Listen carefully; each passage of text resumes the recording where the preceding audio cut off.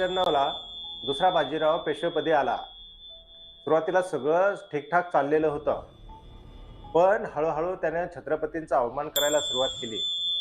त्यावेळी छत्रपती पदावरती कोण होतं माहिती आहे का तुम्हाला? तर त्यावेळेस होते छत्रपती पदावरती विराजमान राजे प्रतापसिंह भोसले, जे इतिहासातील एक प्रजादक्ष, सद्गुणी आणि पराक्रमी पण दुर्दैवी राजा ठरलेले आहेत. छत्रपती प्रतापसिंह राजांना दुसऱ्या बाजीरावानं नामधारी राजे केलं होतं. फक्त नामधारी राजा नव्हे बरं का, तर त्यानं छत्रपतींनाच सातारच्या किल्ल्यामध्ये कैद केलं होतं. इथे हे गोष्ट लक्षात घ्या बरं का. राजा कोण? तर प्रतापसिंह राजे. परंतु या राजालाच या पेशव्यानं, या दुसऱ्या बाजीराव पेशव्यानं सातारच्या किल्ल्यामध्ये कैद केलं होतं.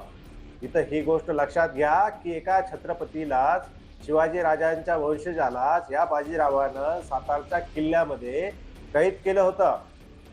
आणि ही परिस्थिती सहन न झाल्यानं प्रतापसिंह राजांच्या सेनापतीनं, ज्याचं नाव चतुरसिंग भोसले होतं, यानं 1809 या बाजीराव पेशव्यांच्या विरोधामध्ये लढाई छेडली होती. पण पेशव्यांचा सेनापती असलेल्या बापूराव गोखलेनं हे बंड मोडून काढलं. परिणामी छत्रपती प्रतापसिंहांची कैद आणखीनच कडक झाली.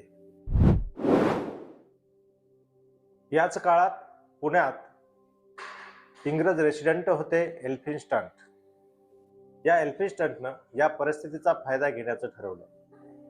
या एल्फिन्स्टननं पेशव्यांविरुद्ध युद्ध छेडलं आणि जाहीर केलं की मी छत्रपतींना या पेशव्यांच्या जाचातून मुक्त करीन.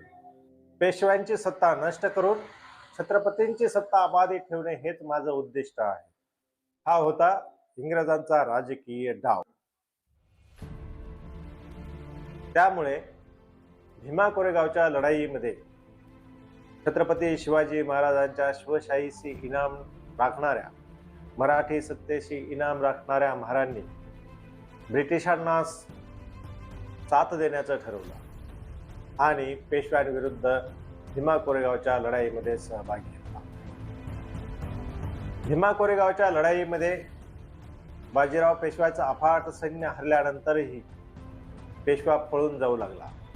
पेशवा पळत असताना त्याचा पाठलाग इंग्रजांच्या सैन्यानं सुरू केला. पुढे ही लढाई आष्टीपर्यंत गेली. आष्टीला बाजीराव पेशव्यांना अटक करण्यात आली.